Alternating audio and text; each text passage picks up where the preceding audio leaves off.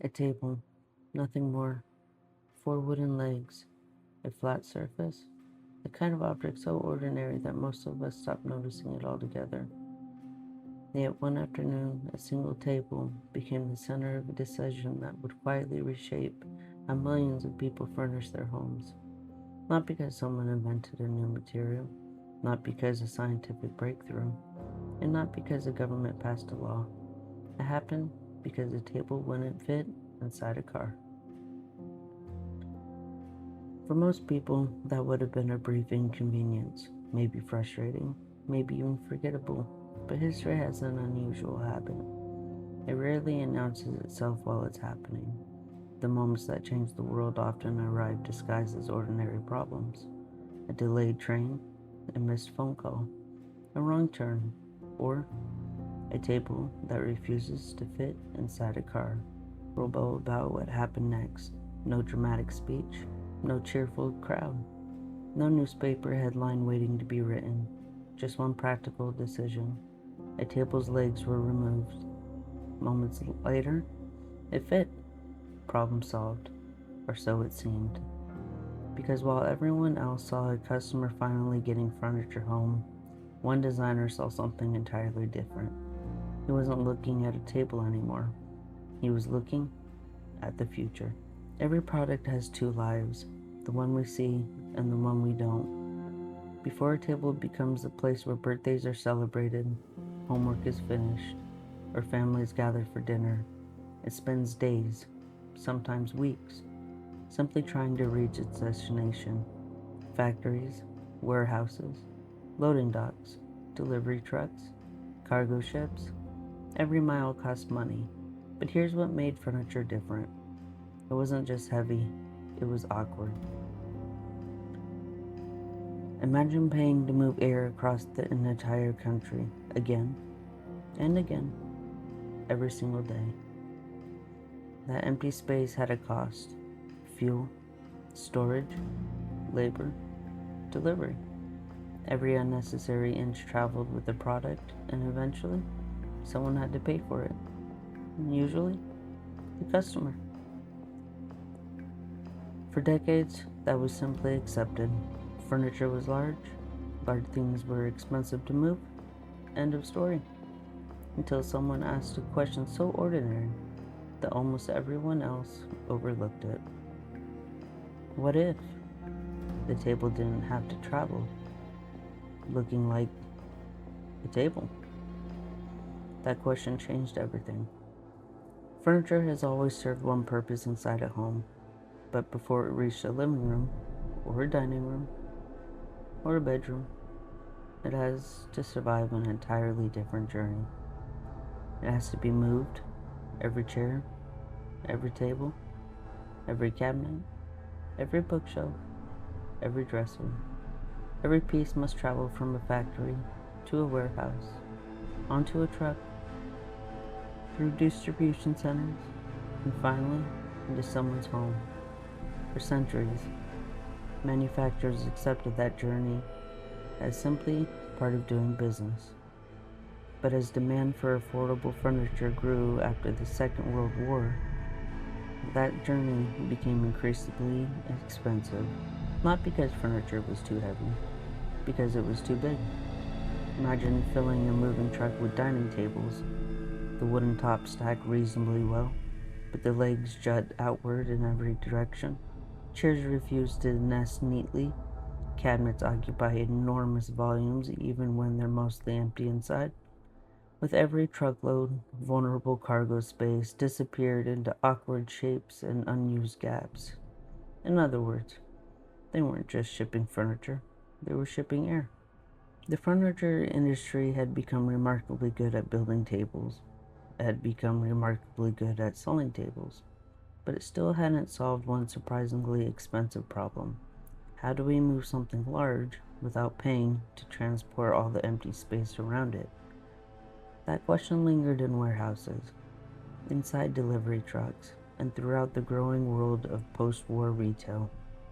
For most people, it was simply part of the business, an unavoidable cost, a problem accepted because it had always existed. But history has a curious pattern. The people who change the industry are often the ones who stop accepting the problems everyone else has learned to live with. One of those people was a Swedish designer named Gillis Lundgren. In the early 1950s, Lundgren worked as a young furniture company that was still trying to find its place in a competitive market. That company was IKEA. At the time, IKEA wasn't the global name we know today. It was a growing Swedish business searching for practical ways to offer well-designed furniture at prices ordinary families could afford. Lower prices weren't just a marketing strategy, they were a necessity. Every unnecessary expense meant higher prices for customers, and shipping bulky furniture was one of the biggest expenses of all. According to an account IKEA has shared for decades, a moment arrived that would become part of the company's history. Lundgren needed to transport a table. Rather than forcing the fully assembled piece into a vehicle, he removed its legs. The table fit? The immediate problem disappeared, but the larger question remained. What if that wasn't just a convenient solution for one trip? What if furniture could be designed that way from the very beginning? History is full of dramatic breakthroughs. This wasn't one of them. This was no laboratory, no invention unveiled before cheering crowds, no newspaper declaring arrival of revolutionary idea, just an ordinary observation. Simple question, and sometimes that's exactly how history changes. Imagine seeing every table not as a finished object, but as a collection of parts. Imagine designing every bookshelf, every cabinet, every bed frame, to travel in as smaller space as possible, only becoming furniture after it reached its destination. The product itself hadn't changed, its journey had. That single shift in perspective solved more than one problem. A truck that once carried dozens of bulky tables could now carry far more boxed components. Warehouses could store more inventory in the same amount of space. Stores could display a wider selection without dramatically increasing storage costs. Transportation became more efficient. Storage became more efficient. Retail became more efficient. One practical observation became creative practical advantages at every step of the supply chain, and every improvement reduced costs that would otherwise be passed on to customers. At first glance, flat pack furniture looks like packaging, cardboard, foam, hardware sealed inside small plastic bags, instruction booklets, an Allen key. But that's only what we see. What we don't see is the chain of consequences hidden inside that box.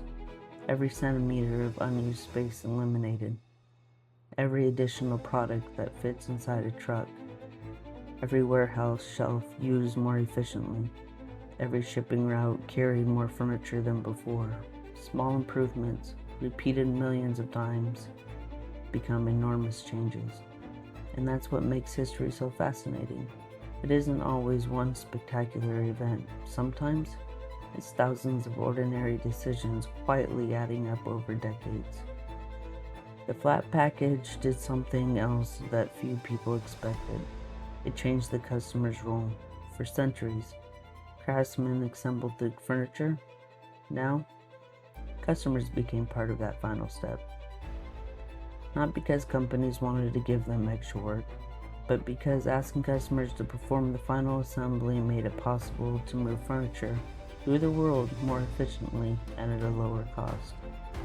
Millions of people accepted that trade, lower prices, in exchange for a screwdriver, an instruction booklet, and an afternoon of assembly. Without realizing it, they had become participants in one of the most successful changes in modern retail history. This wasn't a sudden revolution, it was a quiet one. Ideas rarely change the world overnight. Most begin quietly, solving one problem for one person or one place. Then someone else notices, and another, until one day, the solution feels obvious. We forget it was never new. The table hadn't changed. People still gathered around it. Families still shared meals. Children still did homework. Friends still celebrated birthdays. What changed was everything that happened before it reached the home. Every shipment carried more products. Every warehouse stored more inventory. Every truck made better use of its space. Small improvements, repeated thousands of times, became enormous advantages, not because anyone reinvented furniture, because someone reimagined its journey. Something else changed too. For centuries, the customers received a finished product. Now, they received the final step. Assembly became part of the experience. A screwdriver, an instruction booklet, a handful of bolts, sometimes frustration, sometimes laughter, sometimes an afternoon spent building something with family or friends. It felt ordinary because by then, it was. That's how history often hides, not inside famous speeches or dramatic headlines, but inside routines we stop noticing. The ordinary things that quietly become part of everyday life. Walk through almost any furniture store today and you'll see the result. Rows of flat boxes, neatly stacked, easy to move, easy to store, easy to take home. Most people see packaging, and inside those boxes is a different way of thinking. One practical solution became an industry standard, not because it was flashy, not because it was complicated, but because it answered a question almost no one else had asked. Most of us never think about how furniture reaches our home. We simply expect it to. Like so many parts of modern life, the process has become invisible. The table didn't change the world. The idea behind it did. Every generation inherits a world that feels invitable. Stores, roads, packaging. The objects we use every day. They seem as though they've always existed, but they haven't. Every one of them began as someone's solution to a problem. A table didn't fit into a car. Someone looked at the problem differently. The furniture changed, then the warehouse, then the trucks, then the stores. Eventually, the world around them changed too. History isn't only found in museums. It isn't only written by kings, inventors, or world leaders. Sometimes, history hides inside ordinary things we've stopped noticing, waiting for someone to pull on the thread. The biggest changes in history rarely begin with the biggest ideas. They begin with the questions almost nobody thinks to ask. That's the hidden thread. I'm Sarah, and this is the hidden thread.